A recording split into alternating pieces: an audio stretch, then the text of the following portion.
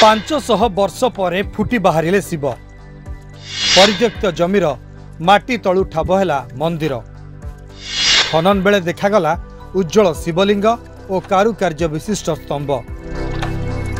बिहार आलमगंज अंचल एक परित्यक्त जमीरु 500 वर्षर एक पुरातन शिव मंदिर ठाब होईछि।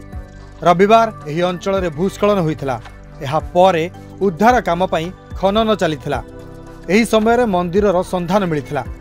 मंदिरटी संपूर्ण अक्षत अवस्था रही।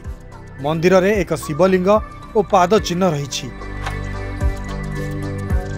मंदिरर संधान मिलिबा परे स्थानीय लोके एबे मंदिर रे मरामती करी सेठारे पूजार्चना आरंभ कर दैछंती। रविवार अपराह्न आलमगंज थाना अंचलर नारायण बाबू मार्ग रे थिबा एक परित्यक्त जमीरे माटी दबिबाकु लागिथिला। एहा परे लोक माने सेठारे सफाई करिबा परे मंदिरर उपर भाग देखिबाकु पाइथिले। माटी को अधिक खोलिबा परे पाखापाखि 5 फुट उच्चर एक मंदिर बाहरिथिला।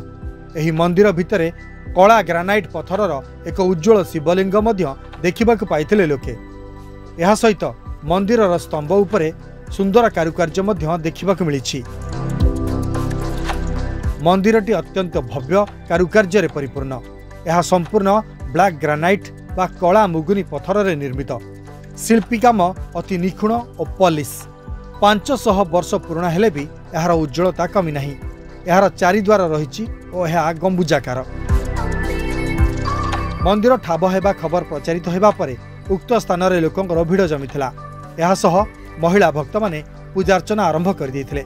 स्थानीय लोकंर कहवा अनुसार बहु वर्ष तले सही जमीरे जड़े महंत रोते। तांकर मृत्यु परे तांका परिवार मध्य सेठारे किछि समय रहिबा परे सेमाने केउआडे चली जाइथिले। सही स्थानटी सेबे ठारू जनशून्य होई जाइथिला। धीरे धीरे सेठारे जंगल बढ़िबा सह लोक माने अलिया फिंगिबा आरंभ करथिले। एहा परे रास्ता बंद होई जिबारु लोके जिबा आसिबा मध्य बंद कर दिथिले।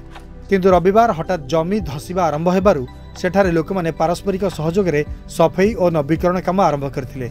एहा परे दर्शन देइथिले महादेव। ब्यूरो रिपोर्ट सरकार न्यूज।